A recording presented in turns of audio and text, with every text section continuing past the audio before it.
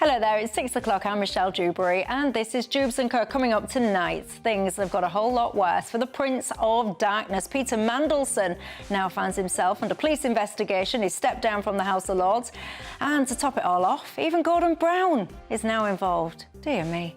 And as we speak, MPs are preparing to vote on whether to scrap the two-child benefit cap or not. Let's take a look. Meanwhile, Reform UK today said that they would reinstate the cap and use it to pay for saving the hospitality industry. Your thoughts? And a row is brewing over student loans. I want you to tell me something tonight. Do you think the system is ripping off our kids, or do you think it is a fair investment?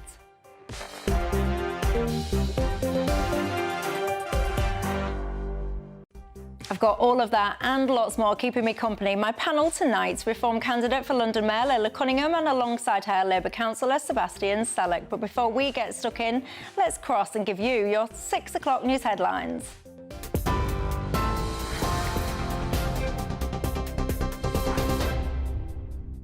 Michelle, thank you and good evening. The top stories. Former Prime Minister Gordon Brown has written to Metropolitan Police Commissioner Sir Mark Rowley with information relevant to his investigation of Lord Mandelson's disclosure of market-sensitive and confidential government information to paedophile financier Jeffrey Epstein. Peter Mandelson is set to step down as a member of the House of Lords following the latest revelations about his relationship with Epstein. Given the public interest, and for the convenience of the House, I decided to inform the House that the Clerk of the Parliament has today received notification from Lord Mandelson of his intention to retire from the House, effective from 4th February. I will formally notify this to the House tomorrow in the usual way. A Downing Street spokesperson says it's right that Lord Mandelson is quitting the House of Lords, adding as the Prime Minister said this morning he let his country down. Earlier, the Cabinet Office said it referred material to the police after reviewing Epstein file documents that suggest alleged leaks of sensitive information by Mandelson. Emails suggest he forwarded internal government information to Epstein when he was the business secretary in 2009. Lord Mandelson has denied wrongdoing. Jeff Hoon, who served alongside Peter Mandelson in government, spoke to GBNews earlier today. We thought it all a little strange that Peter moved in such circles because, as you say, wasn't something that you would necessarily expect of a Labour politician.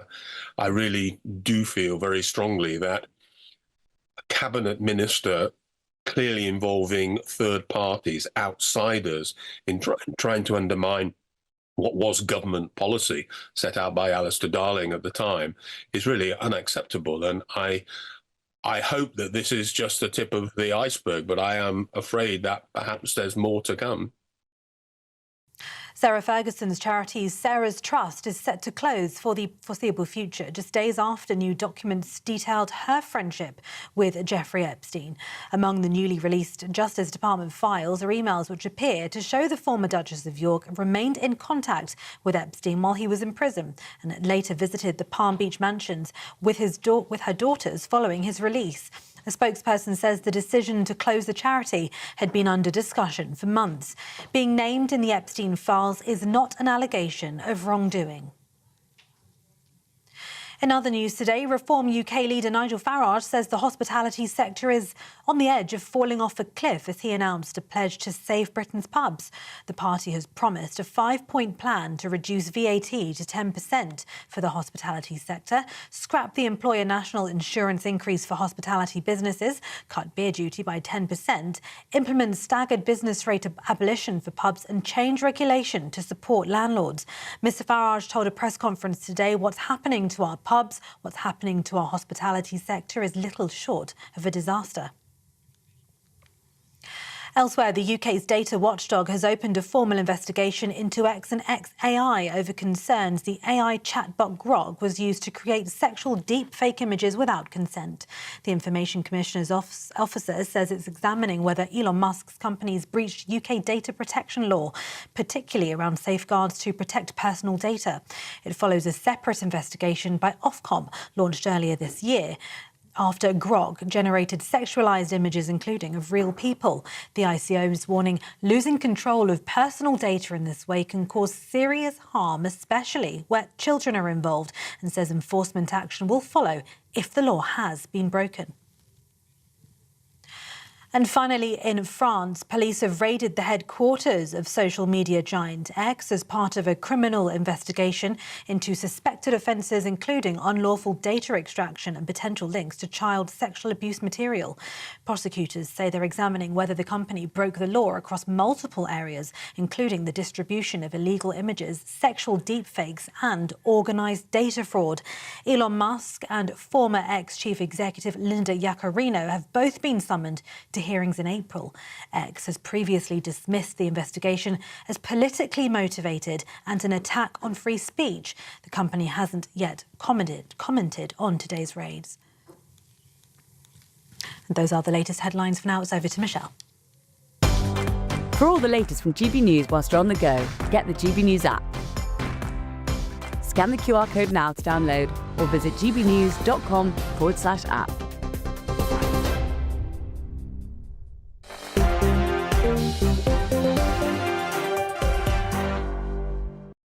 Thank you very much for that, Tatiana. Hello, good evening to each and every single one of you. My name's Michelle Dewberry. This is Dewbs & Co, keeping you company until 7 o'clock tonight, alongside my Reform candidate for London Mayor Leila Cunningham and Labour councillor Sebastian Salek. Welcome to both of you. You're very welcome tonight. As, of course, each and every single one of you at home are as well. You know the drill. It's not just about us three here. It is very much about you guys at home as well. So do tell me what is on your mind tonight. Join the conversation in all the usual ways. Email me, gbviews@gbnews.com. Go to the website, gbnews.com/yoursay. Of course, you can tweet and you can X me already. There's nothing wrong with you lot. You're very quick with your fingers, I can tell you that. Lots of you have got in touch already about the situation relating to student loans. I will come on to this towards the end of the programme. There's quite a row brewing about those things, about whether or not they're worth it or whether or not they are ripping off the youth of the day. Seville says, Michelle, don't forget, many of our students are being ripped off because most of the courses produce Mickey Mouse degrees, which are useless. We'll come on to all of that before the end of the programme. But look, I must indeed start the programme with the Prince of Darkness himself. It's all going off. Have you had your popcorn at the ready with this? Have you been going through the Epstein files yourself? It's quite the pastime. If indeed you've got nothing else going on, I could tell you it's riveting stuff. But anyway, it's gone from bad to worse for him today, because now he's had to step down from the House of Lords. Of course, he keeps his peerage, is now getting looked into by the Met Police. Gordon Brown has got involved as well. He's been passing information to the police as well. There's lots and lots of fury. There's promises to pass some form of legislation to try and strip him essentially of that title so he can no longer be Lord. What do you make to it all at home? Tell me your thoughts. Let me just ask you, Leila Cunningham, your thoughts. Yeah, I mean, the problem... Obviously, Peter Mandelson is a huge, huge scandal. But for me, the scandal is about whether Keir Starmer can actually be trusted to protect the country. You know, he was warned by MI6 that it was a security risk. And is he more comfortable protecting the inner circle of the Labour Party? And I'd like to know, you know, what calculation was so important in appointing him as ambassador that it justified the risk that he was warned of by MI6. And it's not like Mandelson didn't have a reputation, right? He was known as Prince of Darkness. There were so many controversies. And I think the public probably feel that when people get caught on something, the system crushes them. But when the elite get caught, it's just look the other way and you're given a cute nickname like the Prince of Darkness. Yeah, look, I think there are multiple parts of this story. Part of it is around misconduct in public office. Part of it is about the House of Lords and whether we should have a mechanism to strip people of their titles, and I think we should. The most important part of all of this is the victims, and they haven't seen justice. Some of them have met some really horrible ends. And I think the most important thing is that we should all, from all sides of the House, be urging Mandelson to fly to Washington, take that opportunity to testify, share what he knows and see some justice done. That is where I want to see the focus today. And when it comes to the appointment of Mandelson into this role, there's been quite a few people now suggesting that essentially the vetting information should be made public. When was he vetted? What did that vetting include? And essentially, was it sufficient Do you think that should be made available? There will be a lot of very legitimate questions about what went on that vetting process, because ultimately this is somebody who represents us abroad. This is somebody who is a symbol of Britain in one of our greatest allies' territories. So, yes, I think transparency is always a good thing. If they can tell us information that is safe to share, look, there are always going to be state secrets that must remain state secrets, but if there's information that's safe to share, it should be shared. I don't think anything relating to Peter Mandelson will be state secrets at this point. I think it's probably a criminal investigation. It should be. But I do, genuinely, and I think the public do have a concern on, does Starmer answer to people? Is that why he had to appoint Mandelson?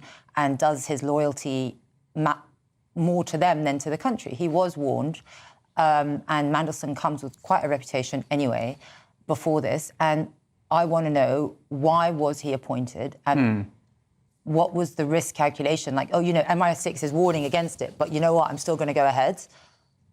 Did he sacrifice national security for a personal favour or some kind of, I don't know, alliance that he had with people up top? I don't know. Well, James Cleverly, he put a tweet out about an hour or so ago, and he said the following. He said, I've been Foreign Secretary. Making a political appointee an ambassador has to be signed off by the Foreign Secretary. Indeed, the Foreign Secretary has to push this through. David Lammy would therefore have had to push the Mandelson appointment hard. So why did he ignore the warnings that he would have received? What do you say back to that, Sebastian? Look, I don't know what warnings he's received. There were some reports in some papers, but those are just that, reports. We don't know.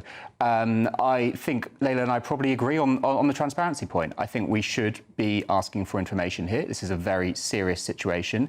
Mandelson was right to leave the Labour Party. He was right to leave the House of Lords. But he should have left the Labour Party. He should have been kicked out. He should have had a pair of size 9s up his backside, shoving him so fast that his feet couldn't move. He chose to resign.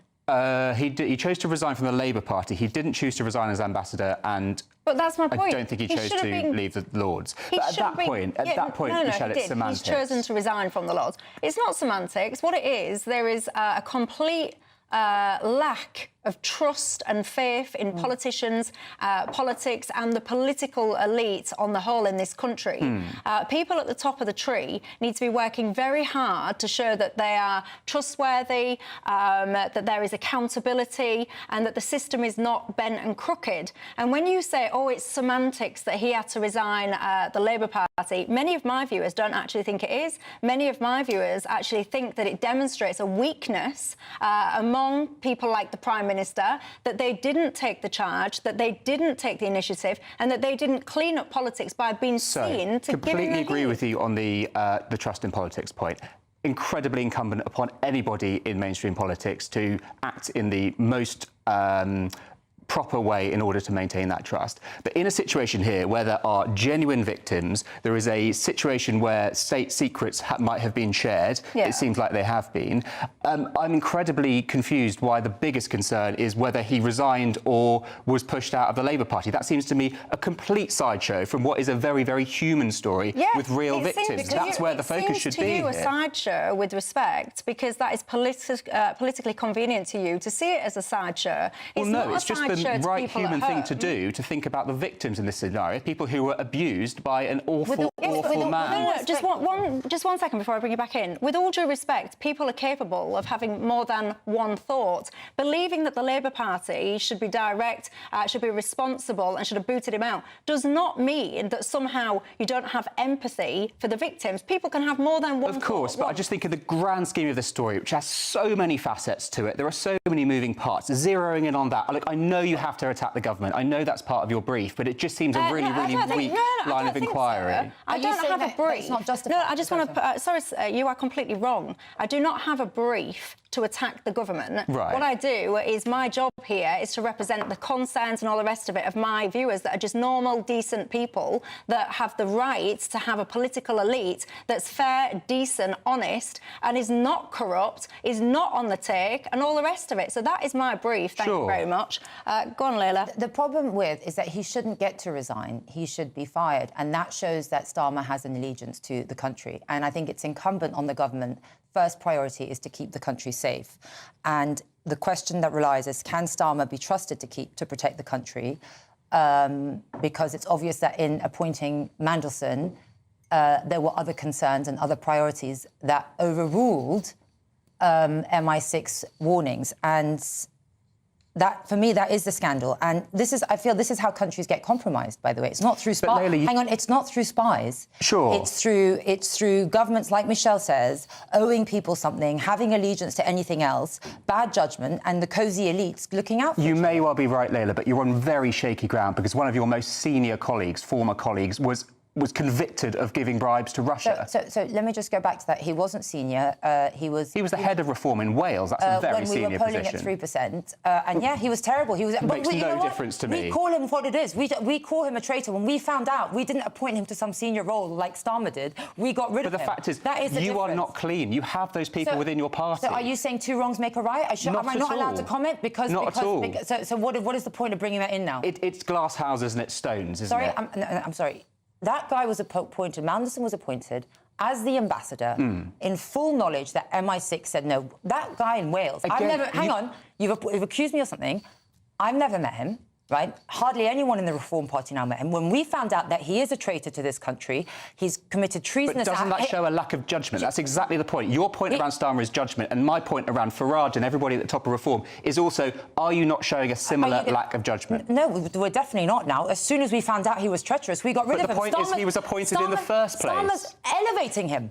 Yeah, but we didn't know. The point is he was appointed. Starmer elevated him with the information that Mandelson was a risk. Look, I know it's different when you're not being appointed as an ambassador, but was he not vetted? Sorry, Sebastian, the whole point of being an undercover spy for Russia is that you are covert and they pick you because you are discreet yes, and I understand how spying works. So the whole point is that nobody knows you're a spy. Otherwise, they wouldn't pick him to be a spy. So obviously no one in Reform So what knew. you're telling me is that your Reform vetting process is not catching people who are literally traitors to this country. I know we shouldn't use that word willy-nilly, but literally taking bribes from Russia. And as soon as obviously, well, but the whole point, it's fully covert. Do you not understand the way covert operations work? Once again, Layla, I understand what spies do for a living. But my question to you is, if you are claiming that this person, you didn't know what he was doing, my question to you is why? Why were you not vetting people that you were taking into your party and appointing to very senior positions? What does that say about everyone else in Reform? Should we not be asking other questions about other senior members of Reform? We know you have links to Russia. Ask away. Have you asked? Ask. We don't care. We're not scared of scrutiny, and we don't appoint treacherous people like Mandelson, who betrayed this country, to an ambassadorial role. When we find out someone is a traitor to this country, we get rid of them and we distance. So does Labour. And we distance ourselves from them. And so does Labour. No. He's no longer in the House of Lords. He's no longer the US ambassador, and he is no longer a member of the Labour Party. And I'm very pleased on all three counts. When MI6 warned Starmer about Mandelson, when he knew that he was the Once again, pal, you're relying on some very shaky reporting there. That is one story. When Starmer knew that he was best pals with Mandelson, best pals with Epstein, he stood up in Parliament and said, I have full confidence in Mandelson. That's the difference between us and Labour. Within hours, he sacked him. Is a traitor, we get rid of them. When someone's a traitor in your party, you elevate them. They're gone. He's gone. What are you talking about? Have you read the news? Same with Nathan Gill. Same with Nathan Gill. It's the same situation. You are not in a position to criticise here. Well, there you go. You will have your own opinions on that one at home. Get in touch and tell me, indeed, what your opinions are. So much, ladies and gents, that we need to discuss on the show tonight. Two-child benefit cap. I want to talk about the hospitality industry, student loans, and a whole lot more. So I'll see you in a sec.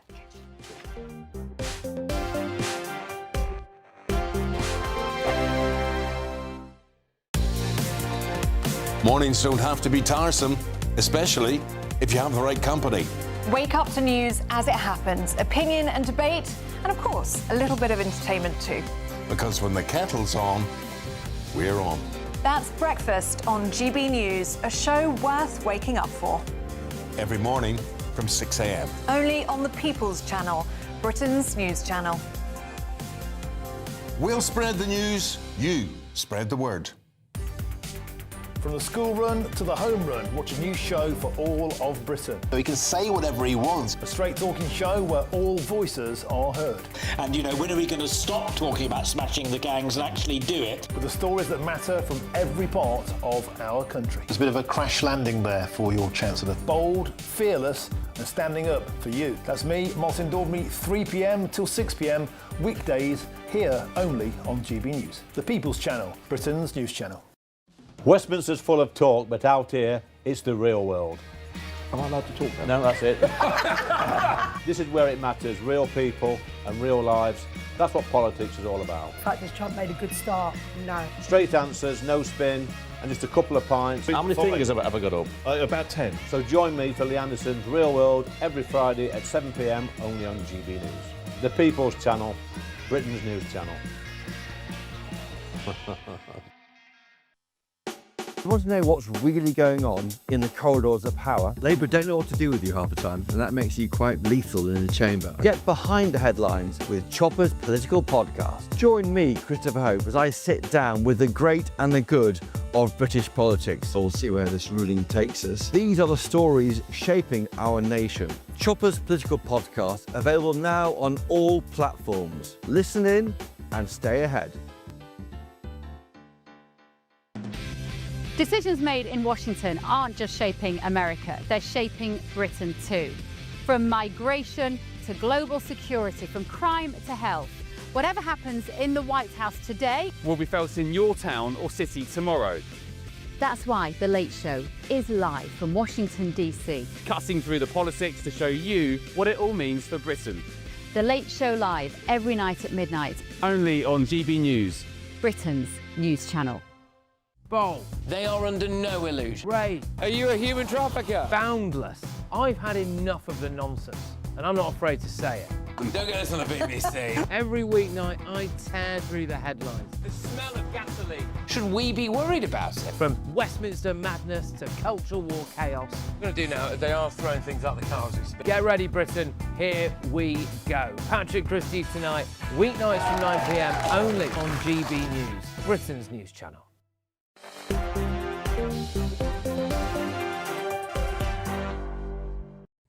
Hello everybody, welcome back to Dewbs and Co with me, Michelle Dewberry. Now, there's been quite a lot of conversation and debate and disagreement about what to do with the two-child benefit cap. Well, we know now that what is actually going to happen is there's going to be a vote on whether or not it should be lifted. Well, that is taking place at some point this evening.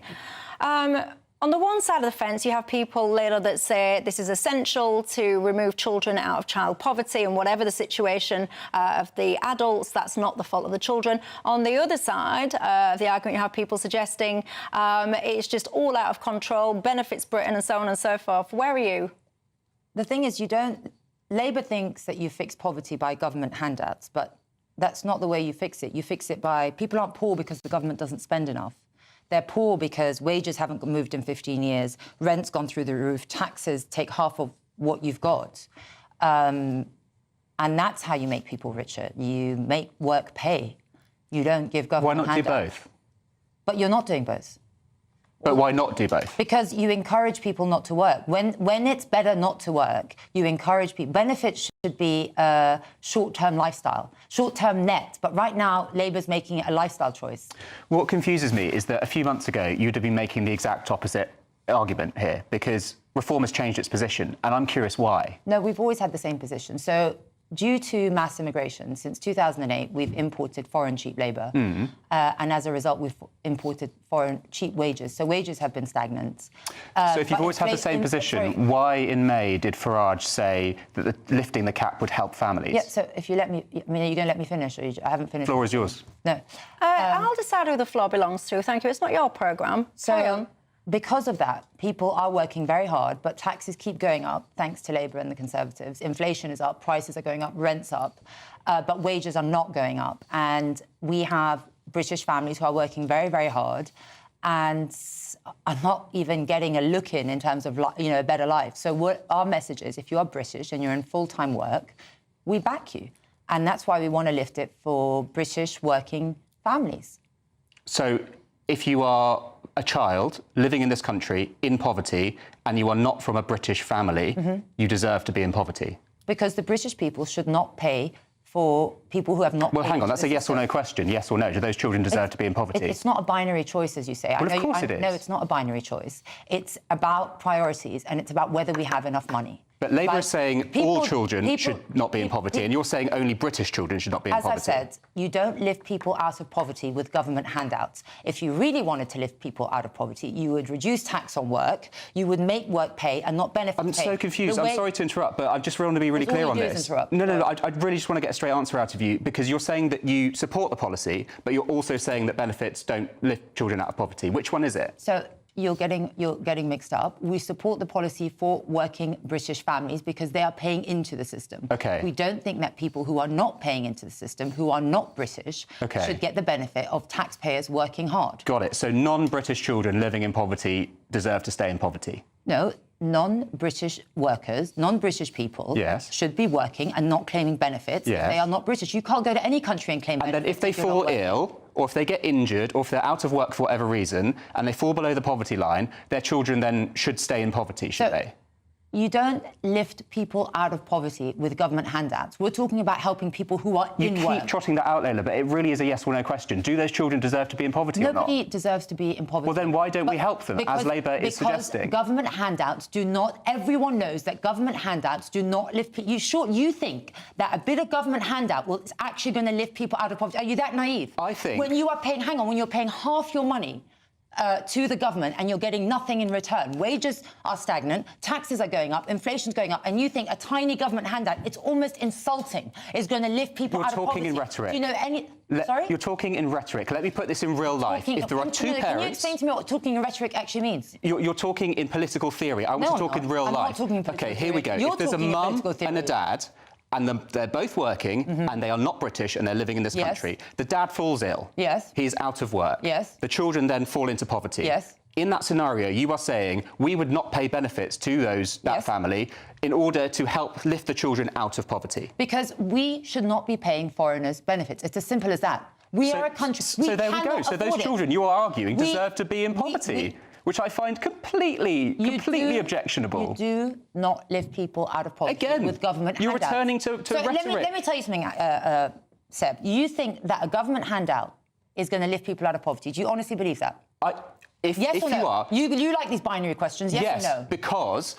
If you're in that scenario that I just described, and half of your income suddenly disappears overnight because your dad falls ill, you should deserve not to fall into poverty. The baseline of my politics is that no child in this country deserves to live in poverty. And what really, really frustrates me is that you, having supported this policy a few months ago, are doing a U-turn on it. We never supported a blanket removal of the two-child cap. OK, fine, accept that. Never, ever. I don't know what you're talking about. I accept that.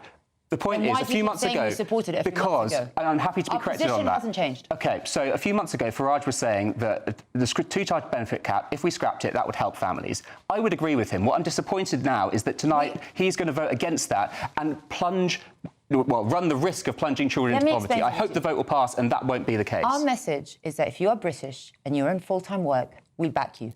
Your message is anyone can come to the country, have an endless amount of children, and the British taxpayer will pay for them. We cannot afford that anymore.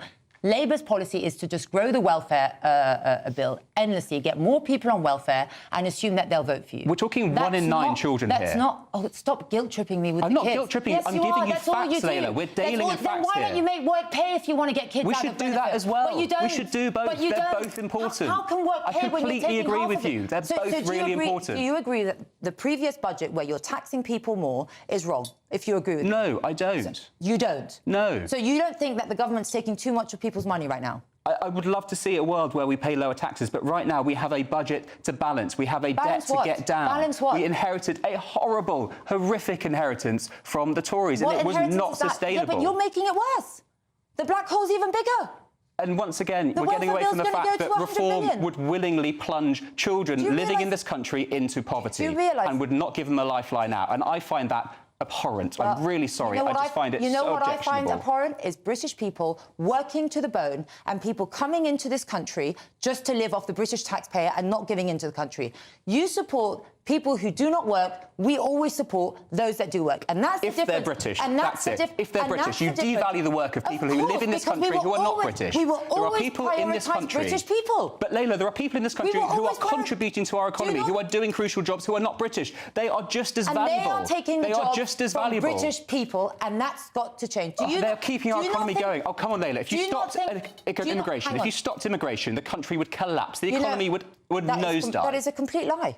Why? What proof do you have of that? Because when immigrants come, they come to do jobs that we can't fill here. That's not true. Now, of course, in the long term, we have to rebalance. You look down on immigrants. You think they're going to do menial slave work. I am the son of immigrants, Layla. Of course I don't look down on them. Okay, so why are you saying that immigrants only come and do jobs that the Brits can't do? What about immigrants that want to come and do jobs that Brits do want to do? Because that's how the market works. No, that's how the market works. That's how it's been screwed. Because basically we've allowed... It's just a basic fact. We've relied on foreign cheap labour for too long, and that has deprioritised British people. I agree. When you have mass migration, it has an effect on housing, public services, and it's the British taxpayer who are paying for all the incomers. They're paying for it in a loss of their culture and values in the towns that they live in. Loss of culture? Yes. They're paying for it. As a woman who wants to be mayor of London, talking about immigrants erasing our culture is not going to win you many votes. Why not? I'm a daughter of immigrants myself. My parents didn't come here. Because London is culturally rich because of immigrants. My parents came here for a British country with British values and British culture. They didn't come here to find, an Egyptian village, which is somehow where you find. So you think that London being a cultural melting pot is a bad thing? You're missing what I'm saying. No. Yes or no? You're missing what I'm saying. What I'm saying is some parts of London and some parts of the country have lost a civic umbrella of culture, and that is British, and that's got to change. Where in London? And Tower Hamlets. So what's wrong with Tower Hamlets? Tower Hamlets, you have burqa markets on the streets. That is not British. You have Whitechapel, the name of the station is written in a different language. You have people who... It's also written in English. What's the problem? Why should it be written in any other language? This is the capital of the United Kingdom. You go to France, you go to Germany, you go to Spain, and signs are in other languages. No, they're not. Of course they are. Have you never travelled the metro in Paris? They're in English, they're in French, they're in Spanish. The announcements on the metro are in English, French and Spanish. They are not. When was the last time you were on the Paris metro? French. So my partner's French. I was in Paris last month. And if they were in 3 languages. If that's changed, then that's wrong. I don't believe that every culture should be celebrated equally, because that's where you lose cultural identity of the country. And I think that when people move here, they move for British values, a British way of life, and a British culture. They don't move here to be subjected to another foreign culture, and that's what's happening. And also, British people have been deprioritised in this country for social housing for far too long. Well, and so what you good luck winning over a city of immigrants, a cultural melting pot, and so much richer for it. So many immigrants, and they completely agree. They moved here for a British city. And it is a British city. No, it's not. In some parts it is not. In some parts it is not. That's so offensive to people living in Britain. People living in London. I'm a daughter of immigrants. I don't find it offensive. You might, but I don't. I believe in a civic British culture, and I know that Labour doesn't. No, you don't. So do I. No, you don't. You don't know what I believe in. Well, you're just saying, you're arguing with me. That's what I'm saying. We need to have a British civic culture. We do, which is enriched by other cultures as well. It is.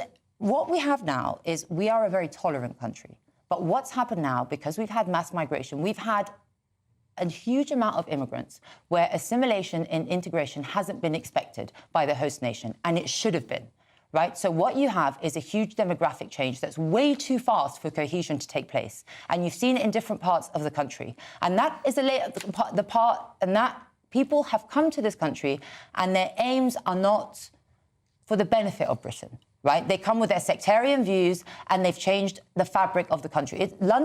I grew up in London. I'm born and raised. I'm older than you. And not that that makes any difference, but I have seen a demographic change and a cultural change in certain parts of London. And that was never the case before. And British people who live here, who've built this city, who no longer feel a connection where they live. And that is because, as who built this city? As I've said, Jews, Huguenots, Bengalis, and there's anti-Semitism, Indians, and yes, and Jewish people sadly feel all anti-Semitism sorts of people in the city. built this city. It wasn't just British people. If that is your message to Londoners and you want to be the mayor of London, then good luck to you, because I don't think it's going to wash. My message to Londoners is I will make London the British capital of the United Kingdom with a civic British culture. I want to see the flag everywhere. You probably find the flag offensive. I would love to see the flag everywhere. I think that's a brilliant idea. But that might be offensive to who you're saying. I don't think it would at all. You see, I'm not scared to say If you come to Britain and you don't like the British flag, then that's a problem. So you might find in Tower Hamlets people don't like the British flag. I don't see it anywhere in Tower Hamlets. I do. Send me a picture. Post it for our viewers on WhatsApp where you see the flag in Tower Hamlets. I'll go find you one, I'm sure. Yeah. Well, there you go. That can be a challenge. That can be a homework for tonight. You guys join the conversation because I'm fascinated to hear what you think to those perspectives that you've just been hearing. Also, Reform UK announced today that if they'd got elected and that cap was scrapped, that they would reinstate that cap and they would use that money to try and help out the hospitality industry. Your thoughts?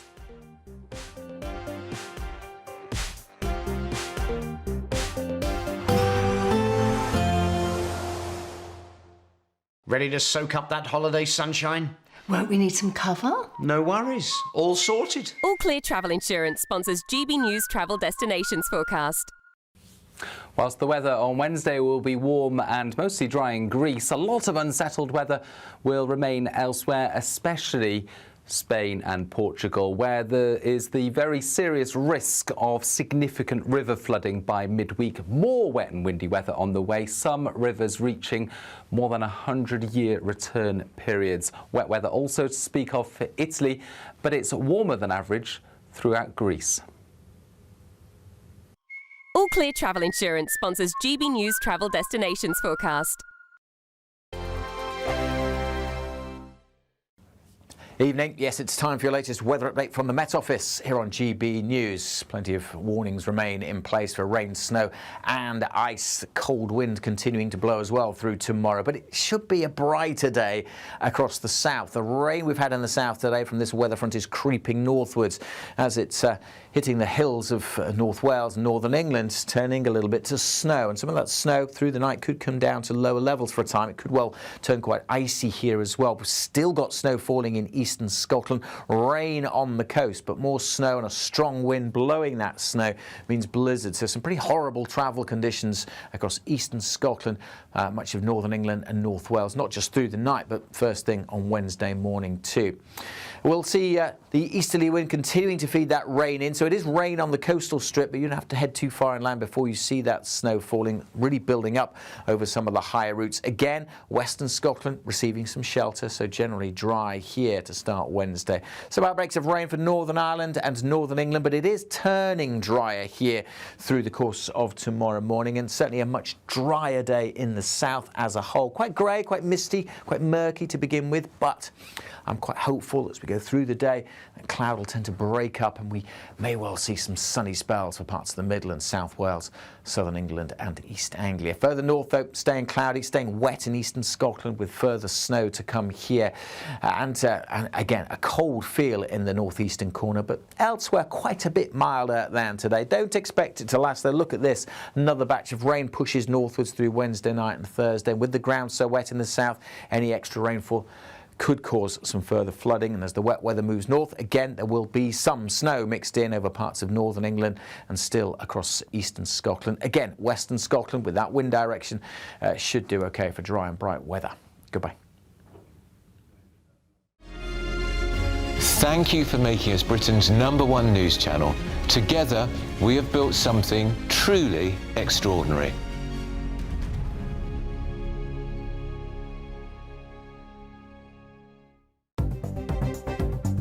Good evening, this is the latest AI travel news from GBNews.com. On the M90 northbound, the off-slip at junction 1C is closed for planned maintenance.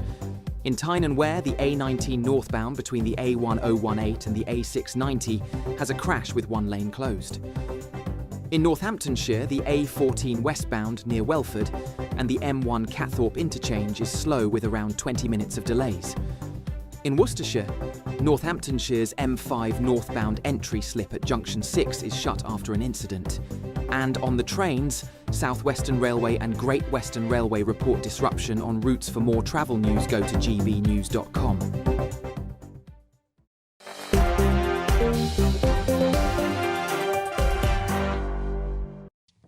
Hello everybody, welcome back to Dewbs and Co with me, Michelle Dewberry, with you till 7 o'clock tonight. Alongside me, the Reform candidate for London Mayor Lola Cunningham, and alongside her, Labour councillor Sebastian Salek. Lots of you are divided on this two-child benefit cap, I can tell you. But Dave in Barnsley, he says, Michelle, the nub of all of this is the fact that anyone on welfare should never be any better off than the workers, full stop. It really helps communities where they have more. He's talking about the two-child benefit cap being lifted. He's saying it helps communities that are not British, and he's asking whether or not you should have an international welfare state or a British welfare state. Many of you are saying one of the conversations that we've just been having about this cap, the word that seems to be missing is parental responsibility, responsible decision-making, and so on and so forth. Keep your thoughts on that one coming in. But look, Reform UK did a press conference today announcing one of their policies. They're suggesting that if that two-child benefit cap gets cut, they will reinstate it, essentially, and they will reinstate it to try and help fix the hospitality industry. They had a 5-point plan earlier on. Tell us more, Leila. Well, I've got it written here because I didn't know it by heart, but we're going to cut beer duty by 10%. Business rates for pubs will be abolished for 4 years. And in January, VAT on hospitality will be cut from 20 to 10. And more importantly, I have spoken to some pub owners in London. The increase in employers' national insurance for hospitality has really crippled them, and will reduce it back to what it was. And that saves the industry about 1 billion in wages. And also, I do speak to a lot of pub owners who there's this outdated. So you have to almost buy all your supply from one supplier. It's a bit of a racket. And that's a real problem. So most people, they have to buy beer and stock, in case your viewers don't know, from the same company, and it's often 80% more expensive than the open market. So we would like to almost ban exclusivity clauses that forces landlords to buy beer from one supplier.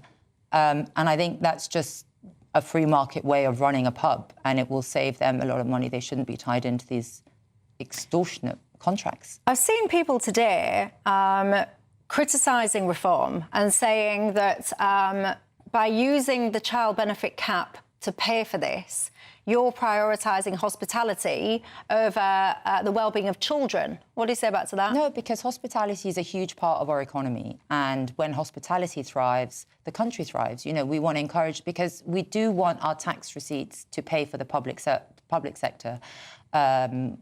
Because a bigger private sector funds a better public service. But sadly, Labour doesn't understand that. But don't forget, pubs pay both. I didn't realise that they pay both business rates and beer duty, and a 20% VAT on food. They're almost triple taxed. And pubs are like, you go outside London, pubs are, and London as well, but, you know, pubs are the centre of the town. You know, people don't go to church anymore. Not that much, sadly. And it's where people meet. It's a meeting point for everyone. It's a community. And when pubs close, they don't come back. And I think it's very sad. And I think pubs should be cherished, because it's such a uniquely British thing as well. And I'm so happy to see this, because I know there's loads of pubs in London, there's loads of pubs across the country, and it acts as just a community hub, and it's great. Have you seen the price of soft drinks in pubs these days, ladies and gents? Eye-watering. Anyway, Sebastian, your thoughts? Yeah, I mean, look, let's start with where we agree. Completely agree with everything you say on the value of pubs in our society. I think you're right. They are the centrepiece of many communities across the country, and we have to do what we can to support them.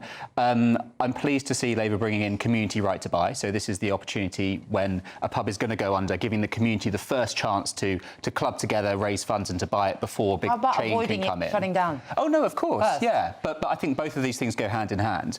And I think the stuff that you're saying around exclusivity at first glance sounds sensible. I don't know how this works. I've not looked into it, but at first listen, it sounds sensible. Michelle, I'm concerned about the point that you raised, really, the fact that essentially what's happening here is money is going to be taken from children living in poverty and handed to pub owners.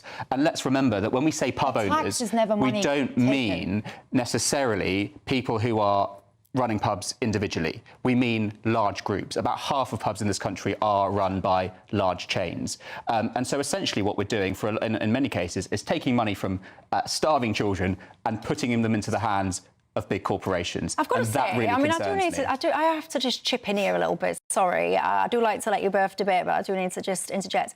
When we keep going on about this notion of starving children, I mean, come on now, Sebastian. When you're talking about poverty, people are talking about relative poverty. We have a welfare system that is very generous in this country. No matter how many children you get, you still get the equivalent of a family allowance. There's food banks popping up left, right and centre. There's charity galore. There's things like Healthy Start for very young children, all of that. There's no reason why any child in Britain should be, to quote you, starving. And if indeed you are, quote, starving your child, then I would be looking into that parent and asking, well, what are they actually doing with the money that they do have? I think it's a bit of a ridiculous notion that we have these children, quote, starving on the streets of Britain.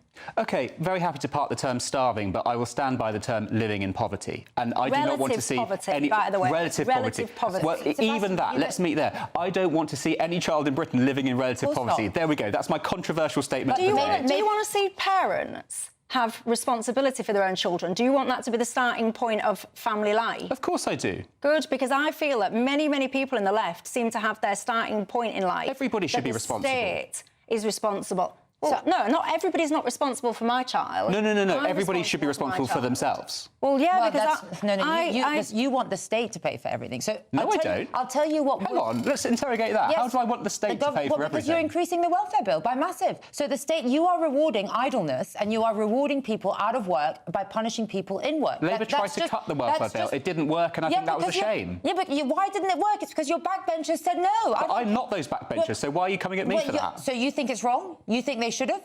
Yes. So you basically what you're saying. Good. There you go. He said that's good. So, only for time reasons. I know you've got so much more to say, but I also want to squeeze in students as well. Student, the loan scheme. What do you think to it after the break?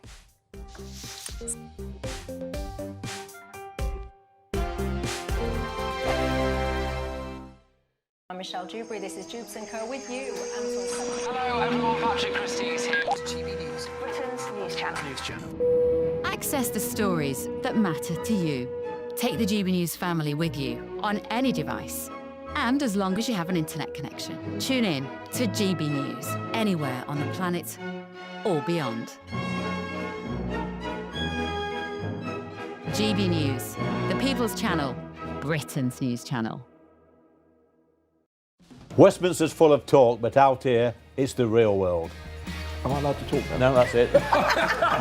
This is where it matters, real people and real lives. That's what politics is all about. The fact that Trump made a good start, no. Straight answers, no spin, and just a couple of pints. How many fingers have I ever got up? About 10. So join me for Lee Anderson's Real World every Friday at 7 p.m, only on GB News. The People's Channel, Britain's news channel. Hi, I'm Michelle Dewberry, and my show is your opportunity to cut through all the noise and dive in headfirst to some robust debates. Ideas clash. Situation, because the failure is... You're deliberately avoiding my point. Nothing's held back. And if you think this is the end of it, wait for more. And we do not shy away from the difficult stuff. Sometimes I want to shake people and say, if only you understood. So join me on Dewbs & Co weeknights at 6 p.m, only on GB News, Britain's news channel. Join me, Nana Akwe, for an informative, interactive news programme with a difference. It's fun. No, he didn't say that, Dave. I'm so surprised. I think there's an element of truth to that. Join me from 3 p.m. every weekend, only on GB News, Britain's news channel. 5 hosts, 5 opinions, 5 fearless debates, 5 unfiltered takes on the day's news. 5 reasons not to be anywhere else on Saturday night. This is the Saturday 5. You got me. You got me good there. Britain's biggest Saturday night TV show. It's not a bad brand. Yeah. Uncensored. Very, very racist tonight. On the unpredictable. What did she say? Can you translate it for us? And always entertaining. And how can a country go from being led by William Wallace Saturday nights from 6 p.m, only on GB News, the People's Channel. Britain's news channel. You're going to want to stay tuned, trust me. Decisions made in Washington aren't just shaping America, they're shaping Britain too. From migration to global security, from crime to health, Whatever happens in the White House today will be felt in your town or city tomorrow. That's why The Late Show is live from Washington, D.C. Cutting through the politics to show you what it all means for Britain. The Late Show live every night at midnight. Only on GB News, Britain's news channel.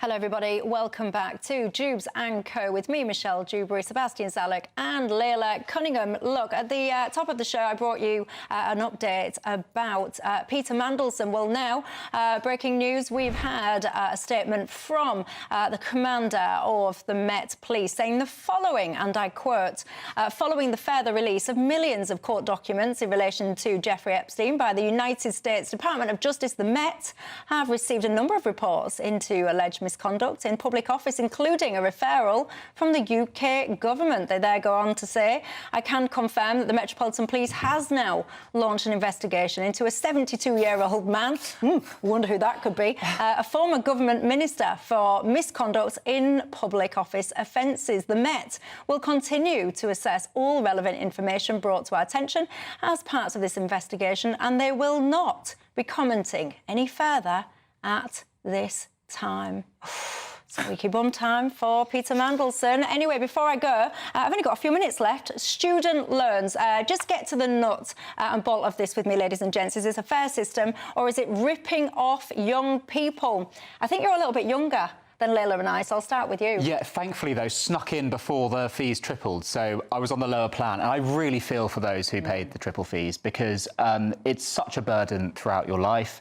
And in a time when housing costs are going up, we aren't having enough children because we can't afford to buy a house, this is a monthly cost that is pushing down the living standards of people who have invested in their futures. And the problem with wages being flatlined as well is that it's not going up to make up for the debt. So we are seeing a whole cohort of young people in this position. What we're seeing also, though, is that those people now are coming into the media, they're coming into politics, they're coming of age, really, and they're going to start to make noise about this. So I think this is going to be an issue that is going to become more and more and more prevalent in our political debate. Did people know what they were getting into when they took these loans out?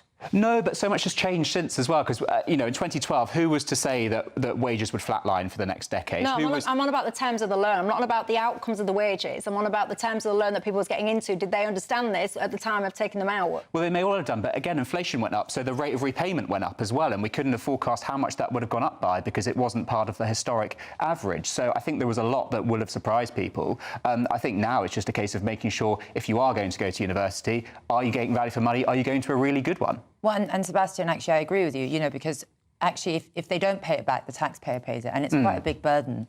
But the universities get paid up front, so it's in their interest to just offer as many Mickey Mouse, I guess they're called, degrees that don't lead to a job that pays, and it's the taxpayer that pays for that. And I think we should look into, universities should prove, or we should look at data and KPIs if that degree has led to jobs. And if it hasn't, then perhaps a loan shouldn't be available. I mean, I remember, Michelle, when I got my student loan, I didn't care about the terms. I was just happy to get it almost, because you're like, whatever. But actually what we've seen now is that student loans are growing faster than wages. So it's almost like a graduate tax. Yeah.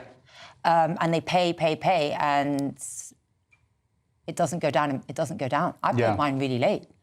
Because of that. And it's a tax, effectively, on graduates. Yeah. Sue raises a good point about the discrepancy between university tuition and loans, etc., in Scotland versus England. She's suggesting that is really unfair. I've got to break it to you all. I think you've been sold an absolute pop. We've insisted that all of these young people, university, you've got all these young kids then that went to university to study good only knows what, and guess what? You've now got this absolute overfull pipeline of all of these kids that think that they're the big I am because they've got a 2-1 or a first or whatever it might be in goodness only knows what subject, and the jobs are just not there for them. I think, fine, if you want to be a brain surgeon or whatever, get yourself to university. But if you just want to crack on in life, What, did you need to go to university for? Well, yeah, and it speaks to the value of apprenticeships as well, and I think we'll see a real rebalancing here as well. There will probably come a day when an apprenticeship at Google is as prestigious as a place at Oxford. Sure. And I'd like to see some people take that route and save themselves a whole lot of money and go in and start earning earlier, because not every job needs a degree, really. But the problem is that it is a barrier to entry in this country, I think, still. Yes, it's an attitude problem, though. I think so. And I think we should have a look that if universities graduates don't move into work, if a course consistently fails to get them into work, then funding for that course should just stop. And I think we'll see a market correction. I suspect we'll see some universities go under. We've already seen courses getting pulled. The interest is too high on it. You know, it should just go down. Snobbery, that's what I think is at the root of a lot of all this university stuff. And some of it, by the way, I blame on you, the parents, that you wanted to get your kids into university so you could tell your mates that they'd gone to university, apprenticeships all the way. That's what I say. Anyway, look, that's all I've got time for. Thank you to my panel. Thank you for watching and listening at home. Have a great night. I'll see you tomorrow night. Expect warm spells with the odd rude interruption. Box Boilers sponsors the weather on GB News. Evening. Yes, it's time for your latest weather update from the Met Office here on GB News. Plenty of warnings remain in place for rain, snow and ice. Cold wind continuing to blow as well through tomorrow. But it should be a brighter day across the south. The rain we've had